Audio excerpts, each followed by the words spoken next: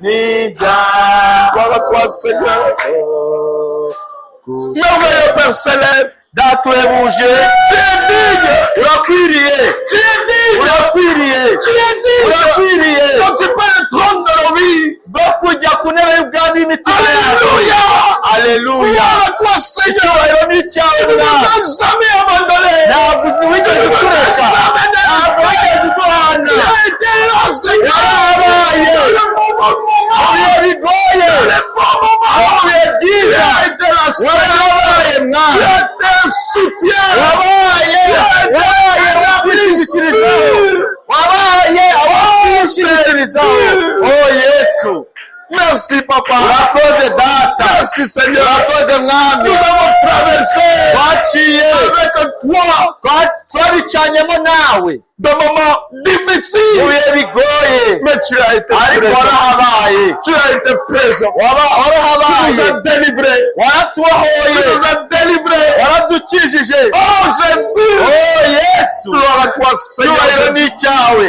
Dans le moment de Covid, Mu bihe bya Covid tu as été là, warabaye Seigneur. Mwami, Dans le moment de crise, mu bihe byo kubura uburyo warabaye dans le Mwami, moment de maladie, mu bihe tu by'uburwayi as été là, warabaye Seigneur. Mwami. Tu n'as jamais manqué. Ntabwo wigeze ubura, Jamais manqué. ntabwo wigeze ubura. Aleluya. Mu byo twanyuzemo byose, Gloire à toi, Seigneur Jésus. icyubahiro ni icyawe Mwami Gloire à Yesu, toi, Seigneur Jésus. icyubahiro ni icyawe Mwami Tu es Yesu. digne qu'on t'adore. Kubera ko ukwiriye kuramya, Tu es digne qu'on te loue. ukwiriye Tu es kuhimbazwa, digne qu'on te lève. ukwiriye kuzamurwa. Oh Jésus. Oh Yesu, Gloire à toi, Papa. icyubahiro cyawe ni Tu nous as dit, cyawe. Seigneur, Urakoze alors Mwami, que le feu était allumé, ubwo umuriro watse on n'avait pas d'abri. ntabwo twari dufite aho twakugama, Tu es venu, Seigneur. ariko waraje En Mwami, ce moment-là, uza muri tu nous icyo as gihe, dit, Seigneur, gardez silence. uratubwira uti Et moi, mushobore, je combattrai pour toi. yewe nzabarwanirira. Oh Seigneur, Oh Mwami, nous n'avons jamais manqué à ntabwo manger. twigeze Nous tubura, n'avons jamais manqué des ntabwo habits. twabuze ibyo kurya Nous n'avons n'imyambaro, jamais manqué de rien. ntabwo twigeze tugira icyo dukena. Tu es véritablement le bon berger. Ni wowe mwungeri ukwiriye kandi wakuriye. Alléluia. Gloire à toi, Seigneur. Icyubahiro ni icyawe Mwami. Maintenant, Seigneur, Noneho Mwami, nous recommandons à toi. turakwiyeguriye, Viens en ce lieu. ngwino hano Mwami, Viens, Seigneur. ngwino Nous Mwami, avons besoin de toi. turagukeneye. Que cette réunion ici Aya materaniro soit conduite par toi. abe ayobowe nawe, Que le Saint-Esprit, umwuka wera, le grand enseignant, umwigisha le grand ukomeye, consolateur, w'umurinzi descende dans ukomeye, chaque cœur amanuke mu mitima et puisse yacu, convaincre abashe et puisse kwemeza, donner la foi. atange Au kwizera. nom de Jésus-Christ, Izina rya Yesu Kristo, nous chassons turirukana tout esprit imyuka yose qui ne confesse pas la Seigneurie de Jésus. izina n'ubutware bwa Yesu Kristo, Au nom Mwami, puissant de Jésus, izina rikomeye rya Yesu Kristo, nous détruisons turasenya toute malédiction imivumo yose prononcée contre ce culte. yavugiye Au muri nom aya puissant de materaniro, Jésus, izina rikomeye rya Yesu nous Kristo, annulons tout turayiburiza, plan satanique turaburizamo imigambi yose contre ya ce Satani culte d'aujourd'hui. ku bw'amateraniro Au nom y'umunsi, puissant de Jésus. izina rikomeye rya Yesu Kristo. Seigneur, Mwami, prends-moi ufate et utilise-moi. hanyuma unkoreshe Tu sais que je suis ce serviteur icyo ndi cyo inutile cyose, nta que tu as n'imburamumaro, décidé de sauver par ta grâce. ni umugaragu w'imburamumaro wahisemo rien de gucungura bon en umuntu, moi. nta cyiza kindimo. Mais si toi tu venais Ariko wowe uramutse uje et que tu prends ma bouche ugafata akanwa kanjye et que tu prononces le parole ukagira de moi, amagambo uvuga yawe créera la uriye vie. muri ako kanwa, parce qu'en ce temps de la yazana fin, ubugingo, kubera ko muri igihe cya nyuma pour donner la vie, kugira ngo utange il ubugingo faut que tu entres dans une personne. bisaba ko winjira mu muntu. Seigneur, viens, nawe Seigneur, uze rero entre en moi winjira muri et njye, donne la vie. hanyuma utange Au nom ubugingo. puissant de Jésus. izina rikomeye Que la rya gloire te Yesu, revienne icyubahiro à kikugarukire jamais pour l'éternité. iteka n'iteka, Au nom de mu Jésus. izina rya Yesu Kristo. Amen. Amen. Amen. Que Dieu vous bénisse. Imana ibahe umugisha, Que Dieu vous bénisse. Imana ibahe umugisha. J'aime quand l'atmosphère Nkunda igihe y'ikirere du ciel est là. cy'ijuru cyahageze, Là, aho ngaho la parole va glisser. ijambo ry'Imana riranyerera, rigenda Alléluia. rinyerera neza. Haleluya. Quand tu adores, Iyo uramya laisse-toi aller. ujye wirekura, Laisse-toi aller. ujye wirekura. Iyo uramya Tu es devant ton Père. uba uri imbere ya so. Alléluia. Haleluya. Je commence par remercier Dieu, ndahera kugushimira Imana créateur du ciel et de la terre, we muremyi w'isi n'ijuru qui a fait à ce que watumye je me tienne debout basha sur mes deux guhagarara pieds. imbere yanyu uyu mugoroba. Qu'à lui soit la gloire, we wenyine icyubahiro l'honneur et la n'ikuzo puissance. n'imbaraga bimugarukire.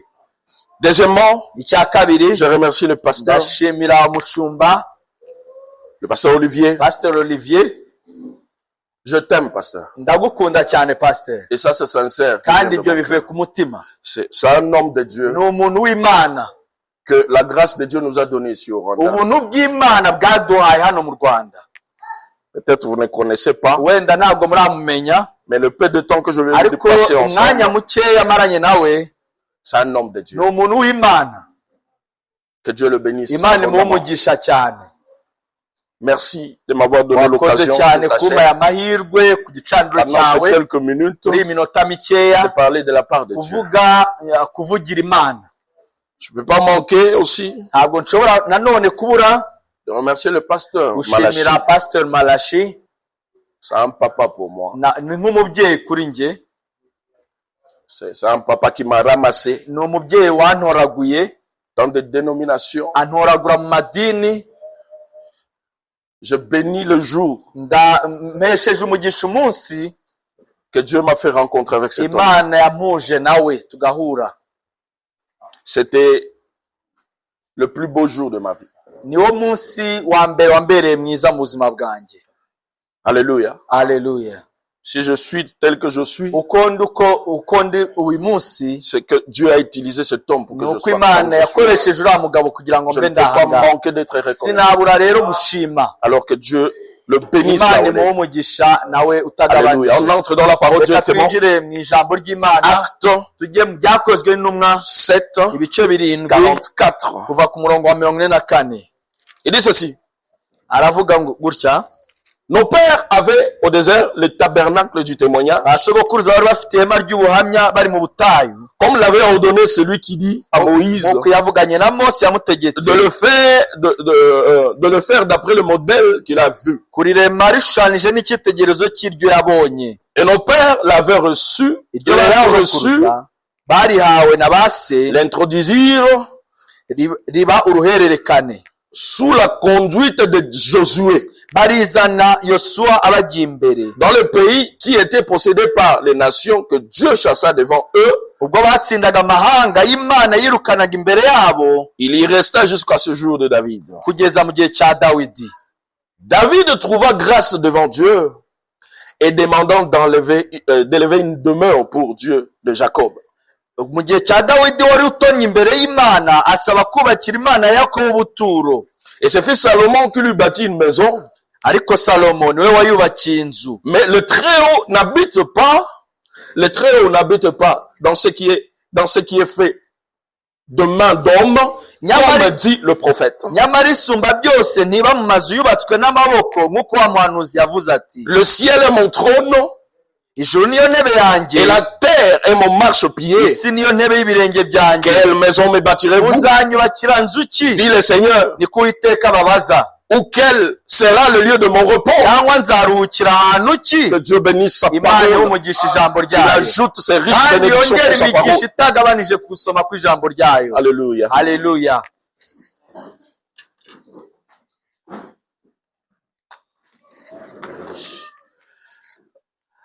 Alors, que Dieu vous bénisse encore. Imana rero ibahe umugisha irindi rimwe. Amen. Hein? Amen. Nous avons commencé hier Ejo hashize nibwo twatangiye icyigisho que nous avons intitulé twise Quelle maison me bâtirez-vous? mwanyubakira nzu ki? C'est un sujet que Dieu nous a inspiré Ni icyigisho Imana yaduhumekeye, et j'espère que ça va tous nous aider. kandi ndizera ko kizadufasha twese. Parce que Kubera ko il faut que quelqu'un, birasaba ko umuntu, il faut que nous arrivions birasaba ko tugera à la stature ku gihagararo d'un homme parfait. cy'umuntu ushyitse. Alléluia. Haleluya. Et il y a des conditions, Kandi hari ibisabwa, il y a des étapes hari intambwe pour arriver à cette kugira ngo stature. ugere kuri icyo kigero gishyitse. Alléluia. Haleluya. Nous avons vu que Twabonye ko Dieu Imana a voulu toujours un endroit où habiter. igihe cyose yifuzaga ahantu yatura. Quand il a habité dans le désert, ubwo yaturaga mu butayu il ne se sentait pas à l'aise. ntabwo yumvaga yisanzuye, Bien que c'était là, nubwo ariho hari mais hari, c'était momentané pour lui. ariko hari iby'agahe gato kuri we. Il a quitté le désert. Ava mu butayu, Salomon a bâti un temple. Salomo ayubakira inzu. Alléluia. Haleluya.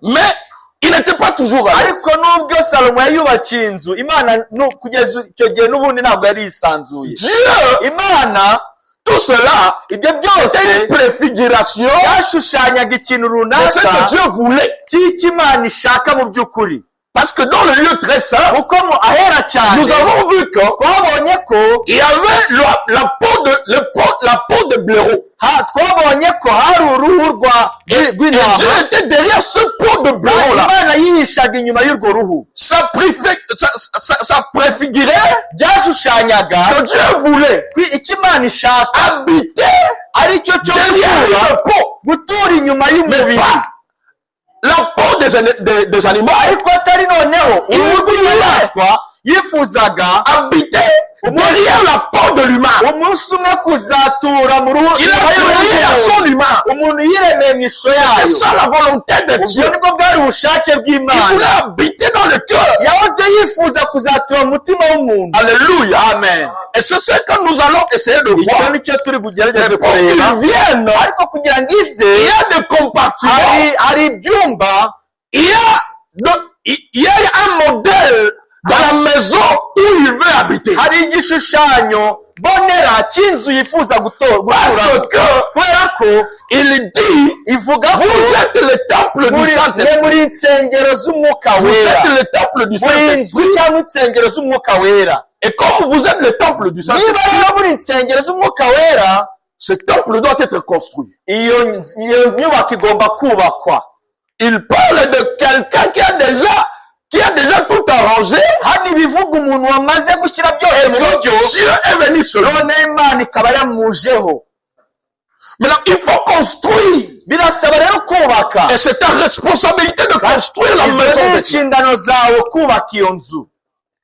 Personne nta muntu n'umwe ne viendra uzaza bâtir cette maison pour toi. ukubakira iyo nzu. Que ce soit bien clair. Bisobanuke neza. nta muntu n'umwe Ne viendra bâtir une maison pour uzigera toi. aza kukubakira iyo nzu. C'est une responsabilité inshingano personnelle zawe ubwawe de bâtir la maison de zo Dieu. kubaka inzu Et y'Imana. cette maison-là, ubwo buturo c'est toi et moi. wowe nanjye. Alléluia. Haleluya. Que la gloire soit rendue à Dieu. icyubahiro kigarukira Uwiteka. Alors nous avons lu twasomye que Dieu ku Imana avait des conditions. ifite ibisabwa byo ugomba kuzuza. Et pour bâtir la maison de Dieu, kandi kubwo kubaka on ubuturo commence par bw'Imana la fondation, uhera kuri fondasiyo cyangwa ku rufatiro, qui est la foi. aricyo kwizera. Ensuite, hanyuma yo La kwizera ingeso nziza cyangwa imbaraga. ensuite, nyuma la yaho connaissance. hariho ubumenyi bw'ijambo ry'Imana. Ensuite, nyuma yaho la patience. hakaza kwihangana. Ensuite, nyuma yaho la piété. hakaza ubumana cyangwa kwera. Ensuite, nyuma yaho l'amour hakaza fraternel. urukundo rwa kimana cyangwa urukundo rwa kivandimwe. C'est là que le Saint-Esprit aho vient. niho umwuka wera aza, Tu es baptisé ukaba ubatijwe du Saint-Esprit. n'umwuka wera. Mais, ariko alléluia, tu dois être adopté. ugomba noneho gushyirwa mu mwanya Et pour nk'umwana. être adopté, gushyirwa mu mwanya nk'umwana, il faut que aho urasabwa l'amour parfait, urukundo rwa kimana qui est la pierre rutunganye, de fête, ari rwo rubuye ry'agasongero, Jésus-Christ ariwe lui-même, Yesu Kristo puisse ubwe, descendre dans le cœur. amanuka mu mutima wawe. Alléluia. Haleluya. Gloire à Jésus. icyubahiro ni cya Yesu. Alors, nous avons commencé hier twatangiye ejo hashize par la foi. twahereye ku kwizera, Mais avant ça, ariko mbere y'ibyo laissez-moi lire quelque chose ici. ureke ngira icyo nsoma hano. Dans la statue d'un homme parfait. kibwiriza umuhanuzi y'isi igihagararo cy'umuntu utunganye cyangwa 172. igika cyaho cy'172. Il dit, nous ne construisons pas une dénomination. aravuga ngo ntabwo turi kubaka ishyirahamwe, Je ne suis pas ici ce matin ntabwo pour naje hano muri iki construire gitondo une dénomination. kubwo kubaka idini. Christ ne m'a jamais envoyé pour construire une dénomination. Kristo ntiyigeze anyohereza kubaka ishyirahamwe. Christ m'a envoyé Kristo yanyohereje pour construire des individus kubaka abantu et les amener à la stature de Jésus-Christ, n'abageza ku gihagararo cya Yesu Kristo, afin qu'il soit le lieu d'habitation de son esprit hanyuma bagahinduka ubuturo bw'umwuka we et le distributeur de sa puissance bakaba n'imigenda itembesha imbaraga ze par sa parole. kubw'ijambo rye. Voyez-vous, Urabibona, édifier et l'amener à cette position-là. bakomejwe kandi bagejejwe kuri icyo gihagararo. C'est ce que le Ibyo ni byo prophète est venu faire. umuhanuzi yazanywe gukora. C'est ce que le message est Ibyo venu ni nous byo faire. ubutumwa bwaje kuduhindura byo, Bâtir des individus. kubaka abantu.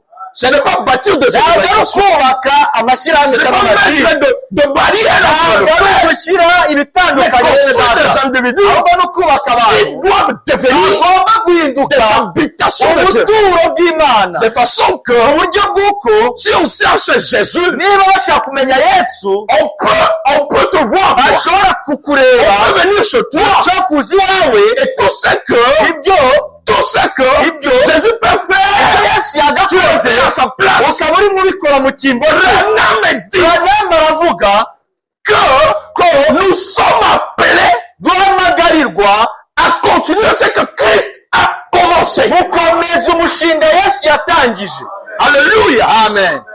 Et pour cela, kandi kugira ngo ubigereho il faut être une habitation de Dieu. urasabwa kubanza kuba ubuturo bw'Imana. Dieu d'abord Abantu ubwayo ya mbere puisse t'amener dehors aba ari ibanza kugushyira et hanze, qu'il proclame à tout le monde noneho yerekane que igushyira celui-ci hanze est mon fils, ukarubanda ihamya celui-ci ko est ma uyu fille, nguyu ni umwana wanjye, qui ni umuhungu wanjye je me n'umukobwa plais wanjye, de demeurer. nishimira guturamo. Alléluia. Haleluya. L'adoption.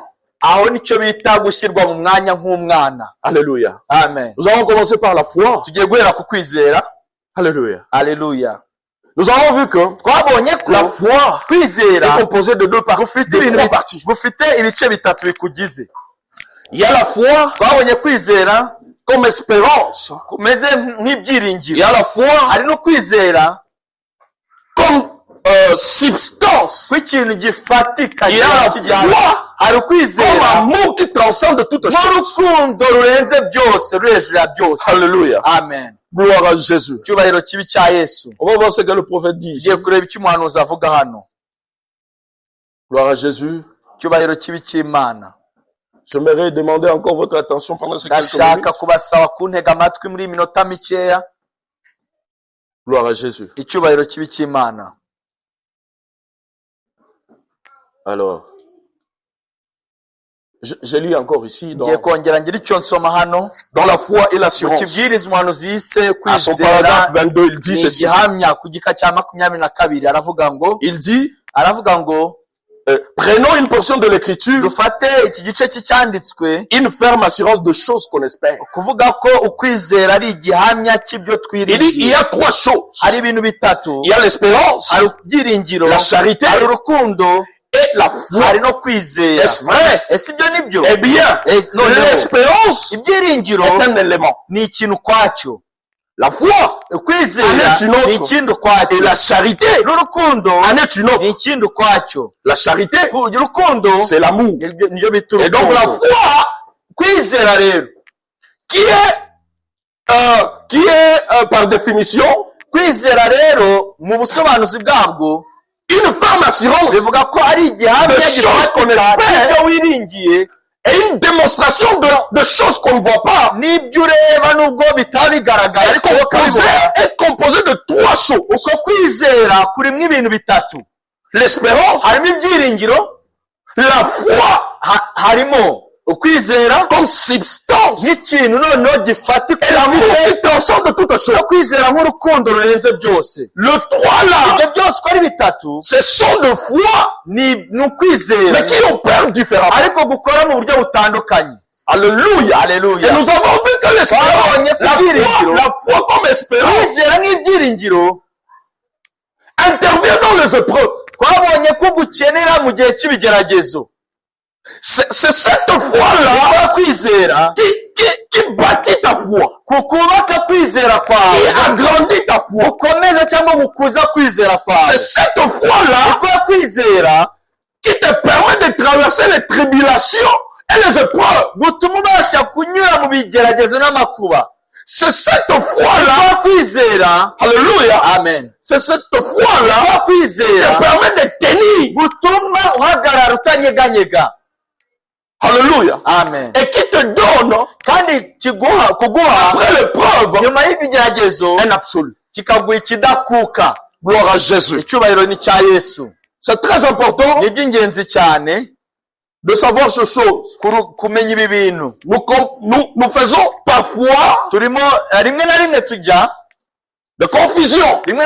tugira urujijo muri ibyo ngibyo. Branham dit, Branham aravuga il y a ngo des gens hari abantu qui viennent baza avec l'espérance bafite ibyiringiro devant, imbere, croyant que c'est la foi consistante. bibwira ko bafite kuba kwizera kwifatika ariko bafite ibyiringiro, Et ils repartent sans résultat. bakagenda nta gisubizo Il est babonye. très important Ni de iby'ingenzi rero différencier ces choses. kubitandukanya, kumenya kubitandukanya. Alléluia. Haleluya.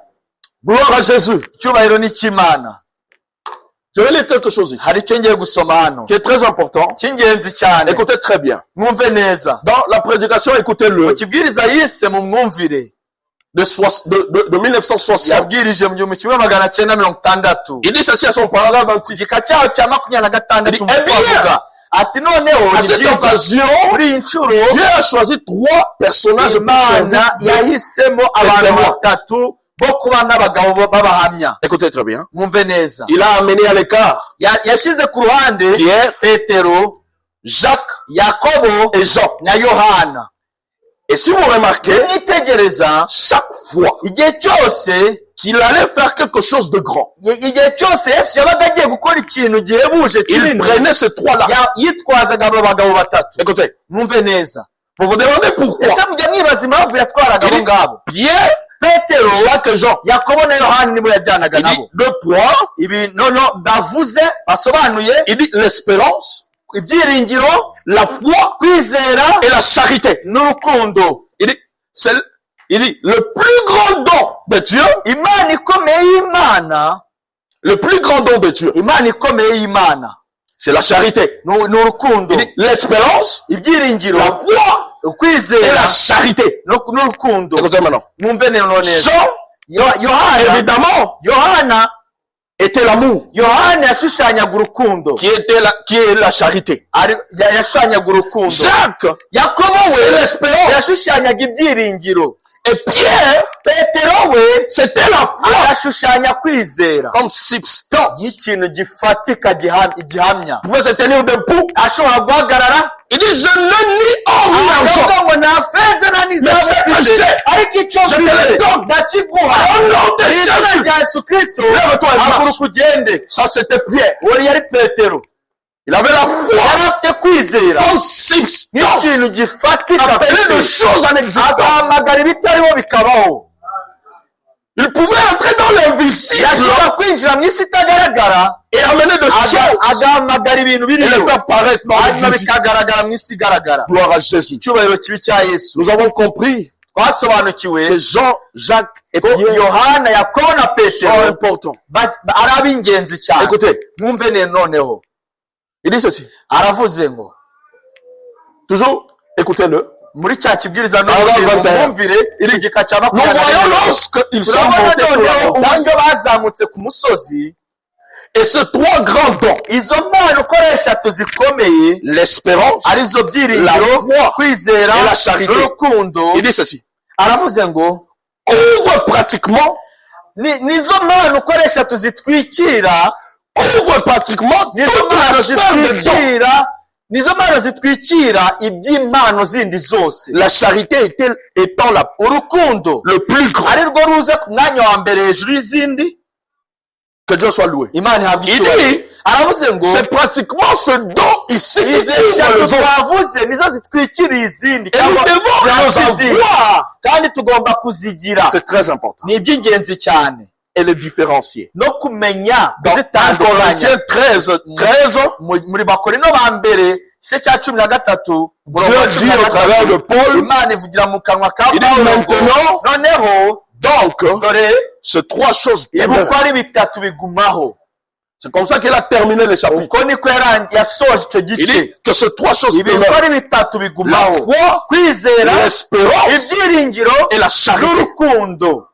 Mais Ariko le plus grand, ikibiruta de byose ces choses, muri ibyo bitatu c'est la ni charité. urukundo. L'amour, Urukundo nous allons en parler tuzaruvugaho comme foi tuzaruvugaho nko kwizera quand nous allons atteindre la pierre de fête. nitugera ku ibuye ry'agasongero. Parce que la pierre de kubera fête, ko ibuye c'est ça ry'agasongero l'amour parfait. urwo ni rwo rukundo rutunganye. Alors pour le moment, ubu nous allons parler un peu reka tuvuge de la foi comme substance. ukwizera nk'igihamya, nk'ikintu gifatika. Alléluia. Haleluya. Gloire au Seigneur. Icyubahiro kibi cy'Imana. Alléluia. Haleluya. Nous avons vu que twabonye ko la foi est très importante. ukwizera ari ikintu cy'ingenzi Dans ce que cyane. tu es aujourd'hui, icyo uri cy'uyu munsi ce que tu seras demain, n'icyo uzahinduka cyo ejo dépend de la foi. kigendera ku kwizera ufite. Tout dépend de la foi. byose bihera ku kwizera ufite. Il dit, aravuga ngo la quantité de la foi que tu as ingano y'ukwizera ufite détermine la hauteur niyo izagaragaza que tu uburebure auras. uzagira. Et maintenant, nous avons dit que ikindi twavuze ni uko cette fondation qui est la foi mbese iyo fondasiyo cyangwa urwo rufatiro rwo doit kwizera être tellement solide, rugomba kuba rufashe cyane, doit être tellement solide, rugomba kuba rukomeye parce cyane, que c'est une maison en étage. kuko iyo nzu tugiye kubaka ni inzu Donc igeretse. tu dois tellement descendre ugomba rero là-bas, kumanuka tu dois cyane, tellement t'humilier, ugomba kumanuka ugaca bugufi, descends tellement là-bas, ugaca bugufi poser ugasengana, la fondation. hanyuma ugashyiraho Mais urufatiro. cette kandi fondation-là, urwo rufatiro il faut la poser sur quelque chose. ugomba kuzagira icyo urwubakaho. On va voir sur quoi on tugiye kubona rero pose la fondation. icyo noneho wubakira kuri urwo rufatiro. Alléluia. Haleluya. Le prophète dit, umuhanuzi aravuga ngo la foi kwizera vient de ce qu'on entend. guturuka mu byo umuntu yumva, Et ce qu'on entend kandi ibyo wumva doit provenir de la bikaba parole ari de Dieu. ijambo ry'Imana. Il dit, ça ne vient pas ntabwo kwizera kuzanwa, avec de gêne. ntabwo kwizera kuza ko wirije, Il dit, ça ne vient pas ntabwo kwizera kuza avec de gêne, kubera ko wirije avec de prière. cyangwa gusenga cyane. Il dit, ça doit provenir de la kwizera parole. kugomba kuba gukomoka mu byo wumva kandi ari ijambo ry'Imana. Et cette parole, on va voir. kandi iryo jambo Il s'agit turaza de kubona quelle iryo ari parole? ryo. ni irihe jambo? Alléluia. Haleluya. Gloire à Jésus. icyubahiro ni cya Yesu. Gloire à Jésus. icyubahiro ni cya Yesu. Il dit dans 1 Corinthiens 3, 18, mu Bakorino ba mbere igice cya 3:10, quand le prophète a dessiné le chemin, ubwo umuhanuzi yashushanyaga cya gishushanyo il a mis la foi yashyize comme kwizera fondation. agushyira nk'urufatiro. Alléluia. Amen. Je vais essayer de vous montrer ici. ngiye kugerageza kubereka.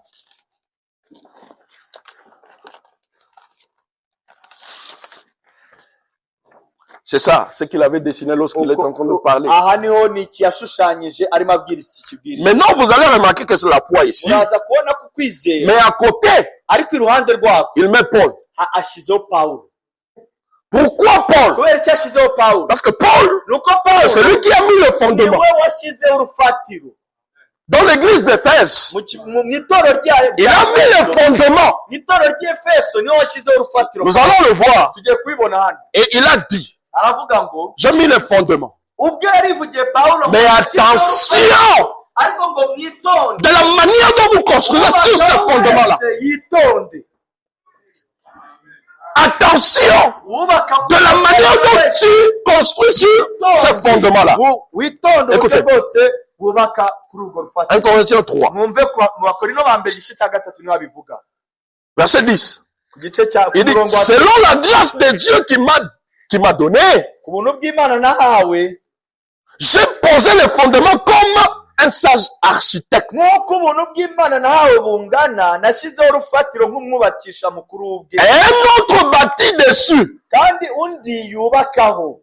Mais que chacun prenne garde de la manière dont il bâtit ariko dessus. umuntu wese yirinde uko yubakaho, Car personne ne peut poser un autre fondement kuko nta rundi rufatiro umuntu abasha gushyiraho que celui qui a été posé. keretse urwashyizweho, Virgule, akitso à savoir ariko Christ. Yesu Kristo. Ah, Aha, la fondation urufatiro doit être posée quelque part. rugomba kuba ari ahantu rwubatse, Il doit être posé sur rugomba kuba rwubatse Christ. Kristo. Amen. Amen. Soyez avec moi. Mubane nanjye, Sur Christ. ni Kristo urwo rufatiro rugomba Maintenant, kuba qui est rwubatse. Christ? Ariko Kristo ninde? Écoutez, Mwumve. prenez vos Bibles, on va Mufate voyager. Bibiliya zanyu, turaza Dans quelques guca mu minutes mirongo ici. myinshi mu minota mikeya. Mais comprenez Ariko muze l'idée, gusobanukirwa cyane, s'il vous plaît. ndabinginze. Il ne sert à rien de se presser. Ntacyo On bimaze a encore kwihuta, du temps. turacyafite umwanya. Donc, je ne me presse pas. Ntabwo rero ndi kwihuta, Je vais aller petit à petit, ndashaka kugenda gahoro selon gahoro la grâce de Dieu. kubw'ubuntu nahawe Je- n'Imana uko bungana. Je suis dans Luc Ndi muri Luka noneho 6,46. igice cya gatandatu Écoutez très bien. wa mirongo ine na gatandatu. Je lis ça Ngiye gusoma hano, avec Darby. ngiye gusoma hano muri version ya Darby. Alléluia. Luc 6,46. Luka gatandatu mirongo ine na gatandatu. Écoutez, Mwumve, écoutez très bien. mwumve neza. Il dit, et pourquoi m'appelez-vous Seigneur? Mumpamagarira iki muti data, Seigneur, et databuja, ne faites pas ce que je nyamara dis. ntimukore ibyo mvuga.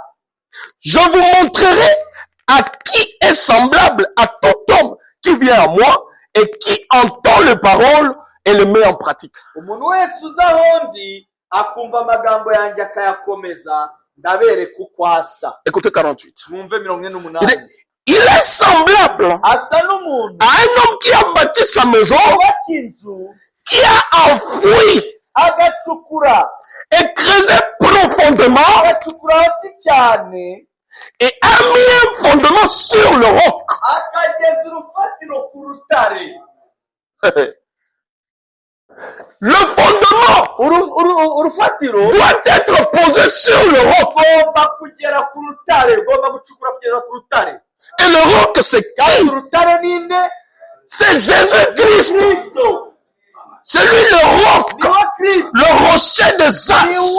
Niwe ryabuye ryo mu La gihe. parole révélée. Ijambo rihishuwe. Alléluia. Alléluia. Aujourd'hui, Uyu munsi tu dois poser ta fondation ugomba kubaka urufatiro rwawe sur Jésus-Christ, Yesu Kristo, le message de l'heure. aribwo butumwa bw'igihe cyawe. Pas n'importe quelle parole, Ntabwo ari ijambo ribonetse ryose, sur le message de l'heure. ni ubutumwa bw'igihe cyawe urimo.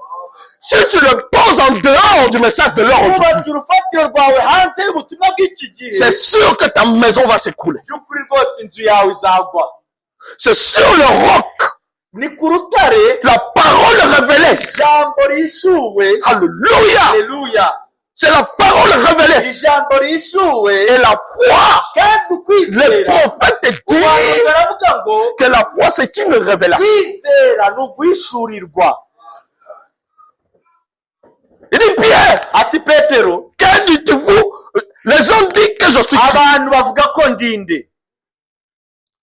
Les gens disent que Bamwe bavuga ko tu es Jérémie, uri Yeremiya, tu es un des prophètes qui est ressuscité. abandi ngo uri umwe mu bahanuzi Mais bazutse. vous, Ariko mwebwe noneho Qui je suis pour vous? muvuga ko ndinde. Pierre se lève. Petero arahaguruka Il est tué le Messie, aravuga ati uri Mesiya, le Fils du Dieu vivant. umwana w'Imana isumba byose. Christ récupère ce parole. Kristo afata ayo magambo, Il dit attention Pierre, afata itonde Petero, tu es monté en esprit là. bazamutse mu mwuka. Ce n'est pas le sang et la chair qui t'ont révélé ça. Umubiri byaguhishuriye ibyo, Mais c'est mon Père qui est dans les cieux. uri mu ijuru. Cette foi-là Ko kwizera que tu manifestes maintenant, umaze kugaragaza, c'est mon Père qui t'a révélé cela. nawe mu ijuru kwishuriye. Et par conséquent, Noneho ku bw'ibyo, sur toi Pierre, kuri iryo je buye dois bâtir mon église. ngomba kubaka Sur itorero cette ryanjye. révélation-là. Ngomba kuryubaka kuri uko Sur ce guhishurwa. roc-là. Ngomba kuryubaka Tu kuri es urwo roc. rutare. Tu es roc. Uru rutare, Tu es roc. uru rutare, Et sur cette roc, je bâtirai mon église. Tu es là, tu es roc, mais sur cette révélation que tu viens d'avoir, de savoir qui je suis, c'est là que je bâtirai mon église. Alléluia. La foi, c'est une révélation. Et de la révélation de ce que Christ est. C'est pourquoi je vous ai dit, quelqu'un qui veut bâtir aujourd'hui doit bâtir sur la révélation de ce que Christ est aujourd'hui.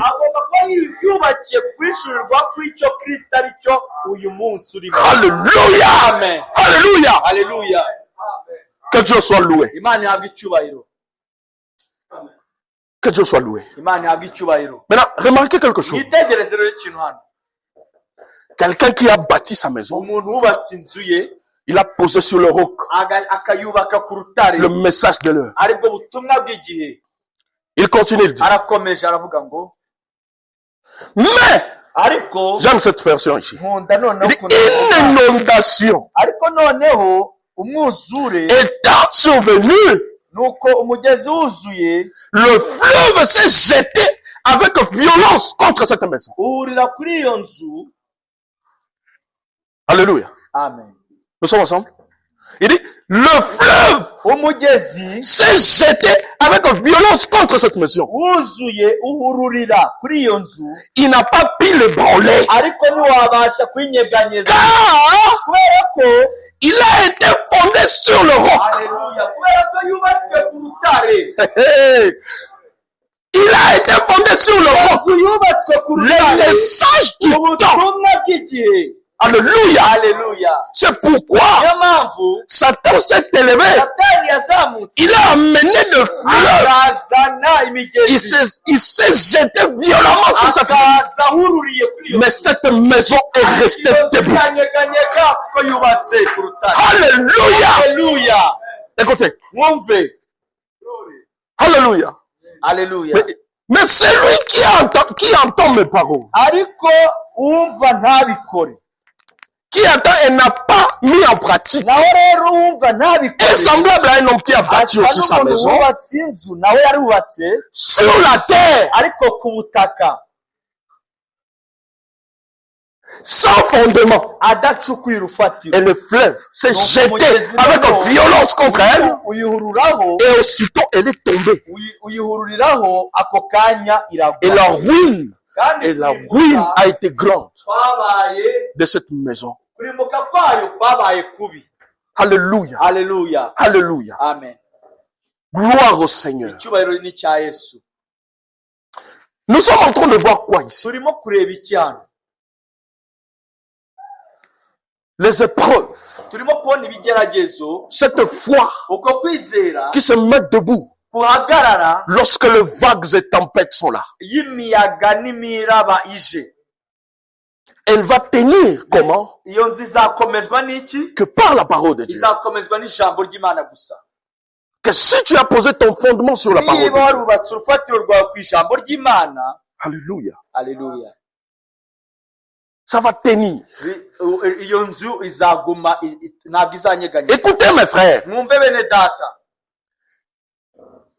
Les épreuves viendront. Écoutez, ça viendra.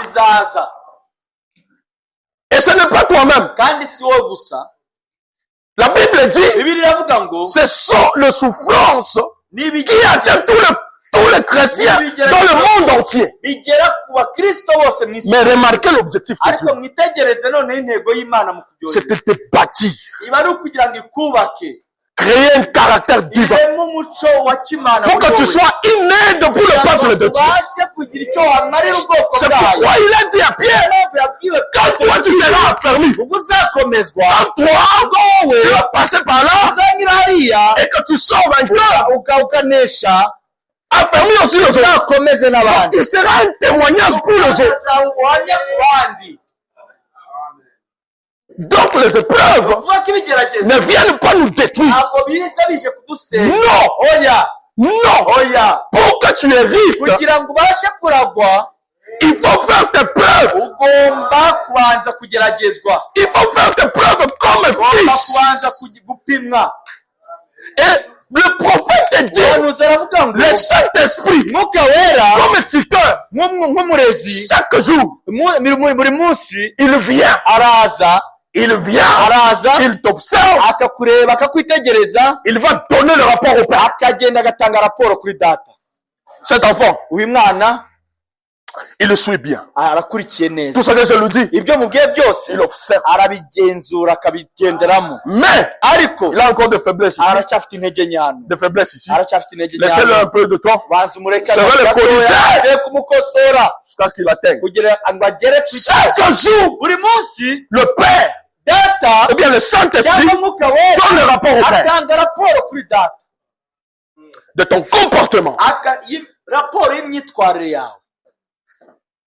Alléluia. Amen. Le prophète dit, c'est comme un cargo. ati ni nk'iriya modoka bapakira imizigo. C'est comme un cargo. Ni nk'iriya modoka bapakira imizigo. Le contrôleur vient umugenzuzi avant de sceller. mbere y'uko ashyiraho ikimenyetso Il regarde si tout va bien. Si tous les cartons sont en ordre. Il examine ça minutieusement. Après ça, il dit, je mets le cadenas, le scellement jusqu'à destination dans la vie éternelle. Il dit, vous avez été scellés du Saint-Esprit jusqu'au jour de votre rédemption dans l'éternité. C'est ça le rôle du Saint-Esprit. Alors, il fait ce contrôle sur tout dans les épreuves. Je vous dis, c'est un chemin obligé. Personne n'est exempté. Tu dois être testé. Et le test vient quand tu commences à recevoir la parole. Alors, Satan vient. Il veut voir si tu crois à cette parole que tu as reçue. Tu dois te tenir maintenant cette parole. Alléluia. Gloire au Seigneur. Gloire au Seigneur. Alors, la foi doit être mise en action pour que ça soit efficace. Attendre seulement ne suffit pas. Le prophète a prêché la parole, la prédication intitulée les œuvres sont l'expression de la foi. Et donc, pour que l'on voie ta foi, il faut qu'on voie tes œuvres qui témoignent de ta foi. On va voir tes œuvres. Il est vrai que Dieu regarde la foi, mais nous les hommes, nous regardons les œuvres. Et les œuvres doivent accompagner ta foi, doivent témoigner que ce que tu passes le temps pendant la journée en train de dire que c'est vrai.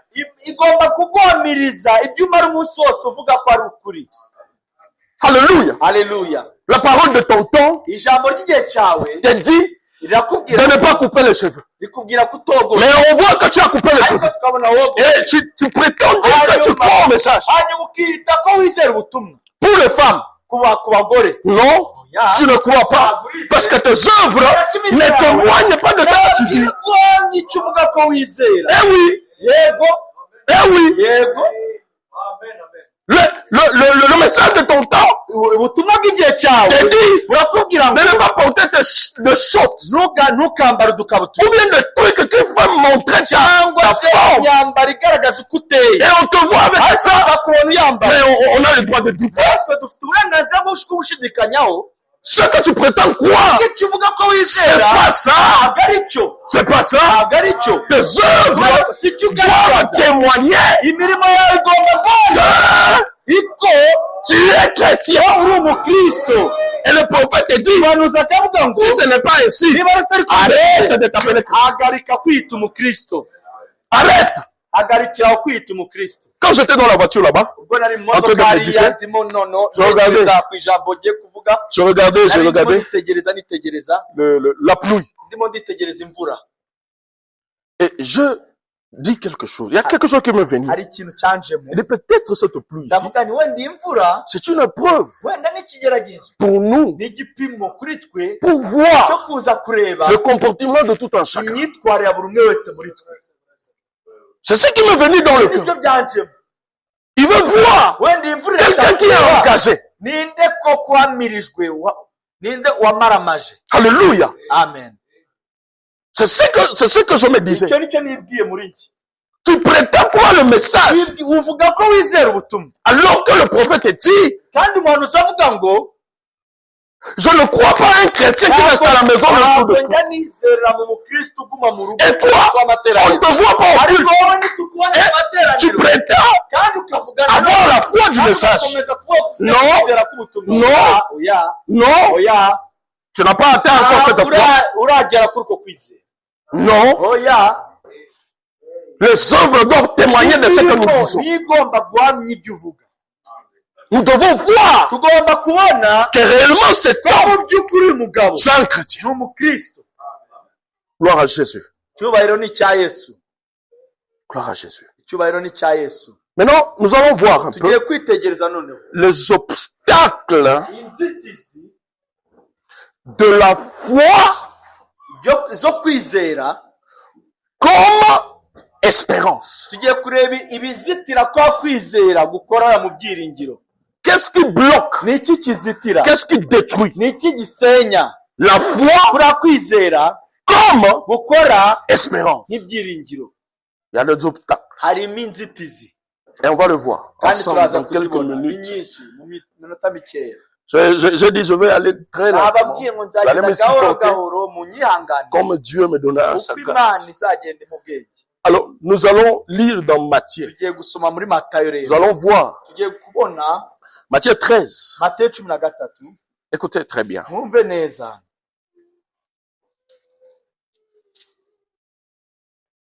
Alléluia. Nous commençons au verset 19. turahera ku murongo wa 19. Il dit, lorsque un homme aravuga ngo écoute la parole du royaume et ne la comprend pas, uwumva wese ijambo ry'ubwami ntarimenye, le malin vient et enlève ce qui a été sémé dans son cœur. umubi araza agasahura ikibibwe mu mutima we.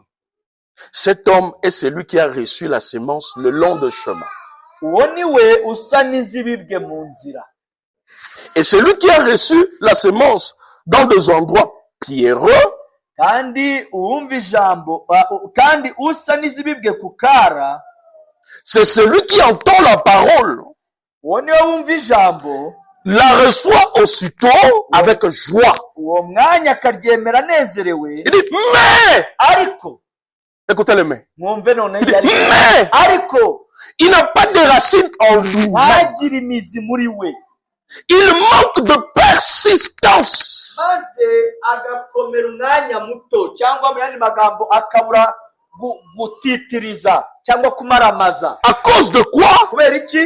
Il dit, et dès que survient une tribulation ou une persécution à cause de la parole, habaye amakuba cyangwa kurenganywa azira iryo jambo, il y trouve une occasion de chute. uwo mwanya biramugusha. Ça, ce sont les obstacles de cette izi foi. ni inzitizi za kwa kwizera. none Une petite tribulation. ikigeragezo gito gusa, Le contrat fini. kontra C'est bakayihagarika, comme si la vie finissait. niba ubuzima bwawe bukura, Tu trouves une occasion de chute à cause de ça. ukabona urwitwazo rwo kugwa. On ferme les églises. bagafunga insengero, Toi, c'est ton occasion wowe ni nkawe ubonye urwitwazo de retourner dans le monde. rwo kwisubira mu isi. Ce sont ces genres de choses ibyo ni byo bintu qui détruisent la foi. bisenya kwa kwizera. Il te faut biragusaba la persistance. gutitiriza, La persistance. gushikama. Le prophète dit, uyu muhanuzi aravuga ngo la persistance c'est quoi? gushikama ni iki, Ou bien la persévérance c'est quoi? cyangwa gutitiriza ni iki? Il dit c'est le fait d'être ténace. ni uburyo bwo kuguma d'être tenace. Yes, d'être tenace. Tu restes là-bas. Malgré le vent de marée, malgré le vent, tu restes là. Tu t'accroches sur la parole de Dieu. Tu es tenace.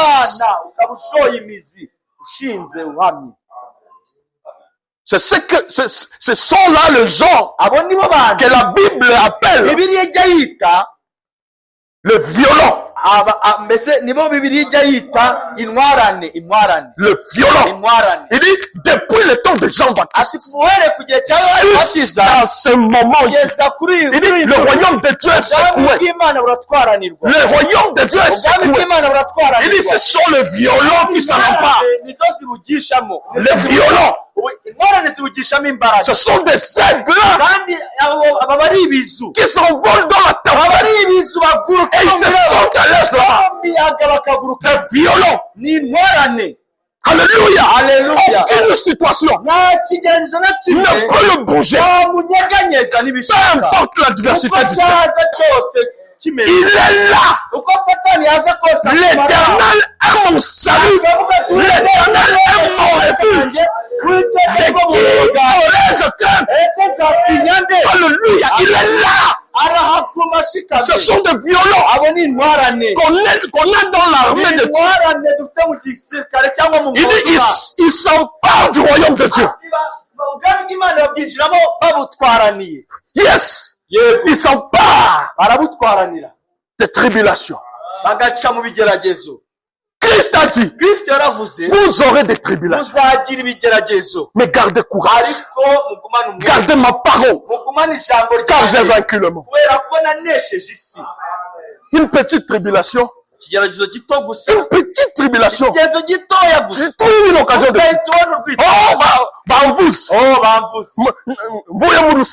Je quitte l'église. Est-ce que ton âme là, est-ce que tu la valorises? Est-ce que celui qui t'a chopé, c'est celui qui donne la vie éternelle? Est-ce que tu es venu ici à cause de cet homme-là? Petite persécution. Au travail, tu commences à voler. Les enfants n'ont pas...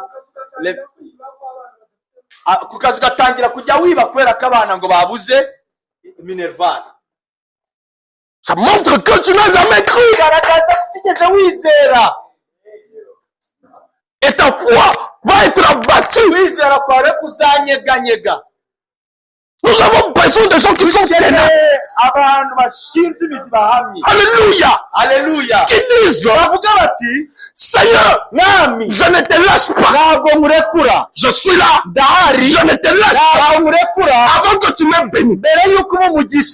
Oh, Jacob, le jour se lève. Laisse-moi partir. Je ne te lâche pas. Je ne te laisse pas. Tant que tu m'es béni. Ces gens-là qui se tiennent sur la parole de Dieu et croient la parole de Dieu malgré toutes choses.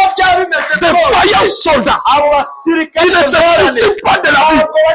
La Bible dit quel est ce soldat-là que Dieu a enrôlé et qui se soucie des choses de la vie. Ce soldat-là, il ne sait pas ce qu'il est venu faire dans l'armée. Un soldat, quand il pénètre l'armée, il donne le serment de donner sa vie pour le pays. Alléluia! Les tribulations et les persécutions. Les tribulations sont là pour nous parfaire. Pour nous parfaire. De façon que quand nous allons sortir, nous sommes comme de l'or battu qui est très clair. Envié de tout le monde. Alléluia. Gloire à Jésus. Notre obstacle. iyindi nzitizi ya Écoutez kabiri. notre obstacle. Mwumve inzitizi ya kabiri. 22. Ku murongo wa 20. Celui qui a reçu, kandi usa celui qui a reçu la semence parmi les épines, usa n'izibibwe mu mahwa. celui qui a reçu pardon, il dit, celui qui a reçu la semence parmi les épines, kandi usa n'izibibwe mu mahwa, c'est celui qui entend la parole, we niwe wumva ijambo, mais en qui les soucis du siècle maze amaganya y'isi et les séductions de richesse n'ibihendo by'ubutunzi étouffent cette parole bikaniga iryo et jambo la rendent infructueuse. ntiryere. Un obstacle. Dore indi nzitizi kuri Le uko souci de la vie. amaganya y'isi, Le souci de la vie. amaganya y'isi, Les soucis de la vie. amaganya y'isi. Tu t'inquiètes trop. uriganyira cyane cyane, Tu t'inquiètes trop et pour rien. uriganyira cyane kandi ku La busa. Bible dit, Bibiliya iravuga ngo de qui de vous ninde muri mwe peut ajouter ushobora une kwiyongeraho seule minute à sa vie umunota umwe cyangwa umukono umwe ku buzima à bwe cause de ce souci? kubwo kwiganyira kwe. Tu t'inquiètes trop. uriganyira Tu te cyane, soucies. uriganyira Et puis tu cyane te soucies des choses, kandi Simon. wiganyira iby'isi. Si seulement tu te souciais des âmes perdues. wiganyiraga gusa kubwo ubugingo Mais de busa, choses, Simon. ariko wiganyira iby'isi. Oh, comment on va être demain? ese ejo bizagenda bite? Qu'est-ce que mes enfants abana banjye vont ejo se vêtir? bazambara iki? Qu'est-ce que je vais manger demain? Bazarya iki ejo? Les petites choses de la vie. n'ibyo ngibyo by'ubuzima. Christ a dit, Kristo yaravuze ngo ces choses-là, ibyo bintu ce sont les païens qui les recherchent. abapagani babishaka, Ce sont les païens qui courent derrière ces choses-là. abapagani babyirukira. Il dit, observez mwebwe mwitegereze les oiseaux du ciel. inyoni zo mu Ils kirere, ne sèment, ntabwo zirima, ils ne mensonnent, ntabwo zihinga, mais tous les jours, ariko iminsi yose votre Père Céleste so wo mu ijuru le nourrit. arazigaburira. Chaque jour, buri munsi il ne manque de rien. ntacyo zikennye. Il se lève, zirabyuka il commence à louer l'Éternel. zigatangira Il guhimbaza Imana, commence à louer l'Éternel. zigatangira guhimbaza Il Imana. ne sait pas comment ça va se passer. Zizi ko biza Mais kugenda, il sait ariko que zizi le ko Père Céleste veille. azireberera, Il va pouvoir. azireba amaso kandi azaziha icyo zikeneye. Alléluia. Haleluya, Alléluia. haleluya. Ils n'ont jamais eu de soucis. ntabwo zigera ziganyira. Le prophète dit, Pawulo aravuga ngo cette maladie-là izo ndwara vient à cause de soucis. zizanwa no kwiganyira. C'est vous-même ni mwebwe ubwanyu qui attirez les maladies zikururira izo ndwara à cause des soucis qui kubera n'ont pas de amaganya, sens. amaganya adafite herezo. Observez les oiseaux mwitegereze inyoni ou bien les animaux. cyangwa inyamaswa. Tu ne vas jamais entendre que cet animal a un problème de cœur. ntabwo uzumva inyamaswa ni inyamaswa ifite umuti irwaye. Mais ce sont les hommes. irwaye umutima, ariko Ce sont les hommes qui ont des problèmes de cœur. Encore des soucis seulement. barwara umutima. Mais qu'est-ce que tu peux ajouter? ese nicyo wakwiyongeraho kubwo kwiganyira? Qu'est-ce que tu peux ajouter? nicyo wakwiyongeraho kubwo kwiganyira? Rien du tout. nta na kimwe wiyongeraho. Mais crois seulement. wakwizera Imana. Il a dit, yaravuze ngo je ne te délaisserai pas. sinzagusiga, Je ne t'abandonnerai pas. Même si tu traverses le feu, waba unyura mu muriro, moi, nuca mu muriro je serai avec toi. Même si tu traverses le fleuve, nuca mu mazi, moi, je serai avec yewe toi. nzabana nawe. C'est ce qu'il a promis. ibyo nibyo yasezeranye. Alléluia. amen. Des soucis pour rien. amaganya Ça y'ubusa, amène des maladies. amaganya azana uburwayi, Le souci de ce ciel. amaganya y'iki gihe Ça a broyé.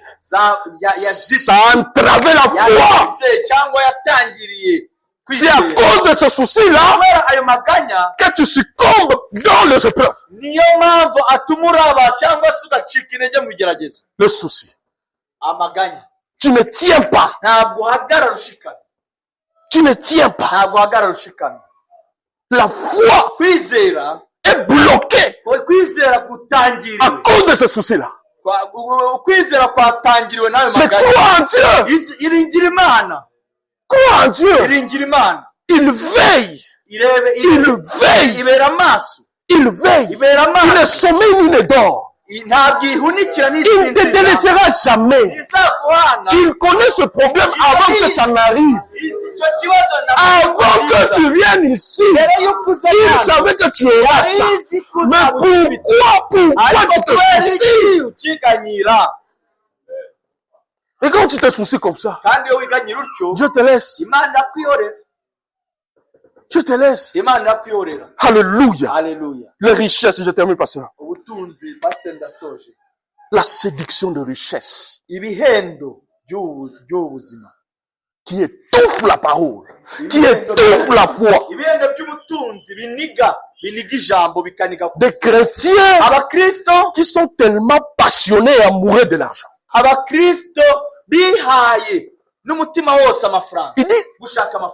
Il dit l'amour de l'argent, c'est la racine de tout le mal. Aujourd'hui, tout le mal que nous avons ici, c'est à cause de l'argent. C'est la racine, c'est la source de tous les problèmes. Mais nous courons toujours. Les chrétiens qui courent, esclaves de l'argent. Il est prêt à tout. Il est prêt même à des compromis pour qu'il atteigne son objectif. Tu vas vendre ton héritage. Tu vas vendre ton héritage. Tu es tellement attaché à l'argent.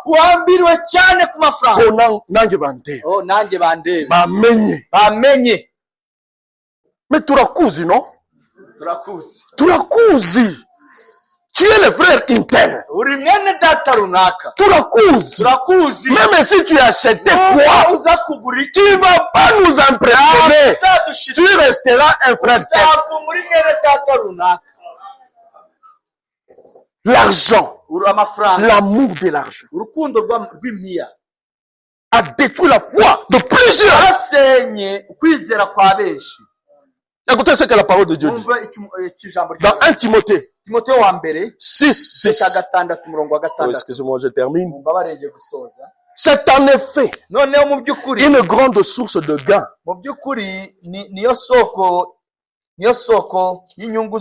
avec le contentement, que la piété avec le contentement.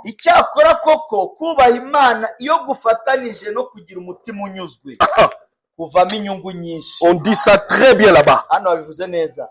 C'est en effet une grande source de gain que la piété avec le contentement.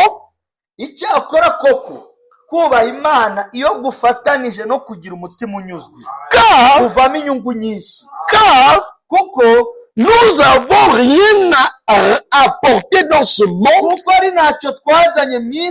Et il est évident que nous n'en pouvons rien remporter. Si donc nous avons la nourriture et les vêtements, cela nous suffira. Mais ceux qui veulent s'enrichir tombent dans les tentations, dans le piège et dans beaucoup de désirs insensés et pernicieux qui plongent les hommes dans la ruine et dans la perdition.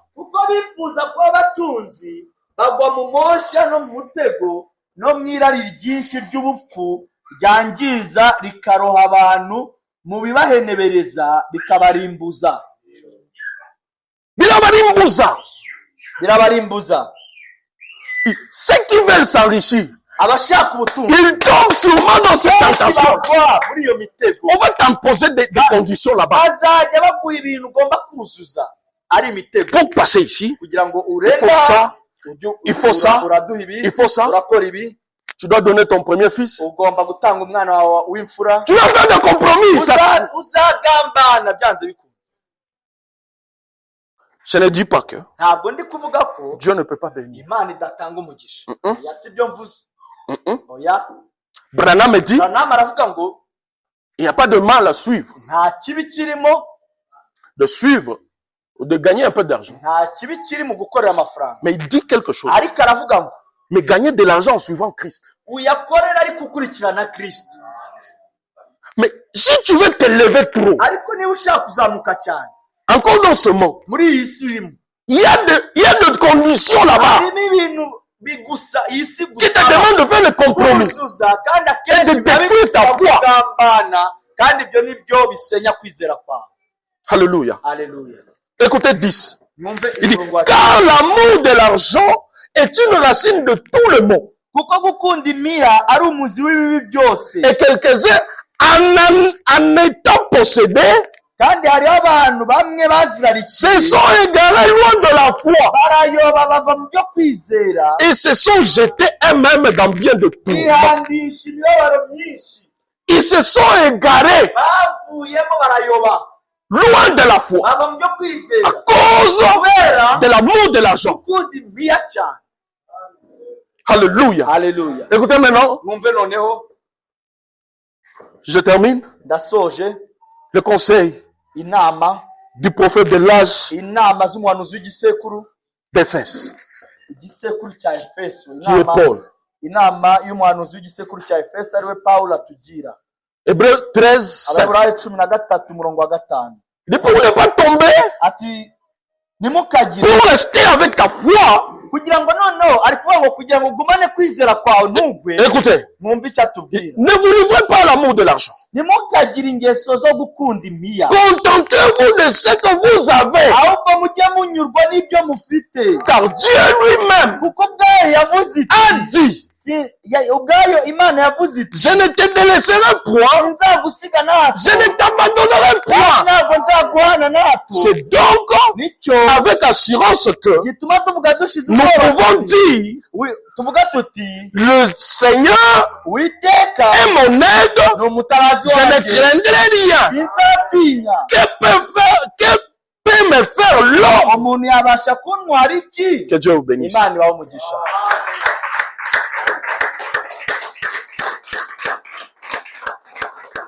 Alléluia. Les obstacles Inzitizi qui entravent votre foi zizitira kwizera kwawe dans les épreuves, mu bigeragezo, le souci, amaganya, les richesses de ce monde, ubutunzi, ibihembo les by'ubutunzi, tribulations. ingorane, Tenons-nous à la parole de Dieu tujye tuguma dushikamye ku ijambo et nous ry'Imana, verrons la gloire de Dieu. hanyuma tuzabona icyubahiro cy'Imana. Que Dieu vous bénisse. Imana ibahe umugisha.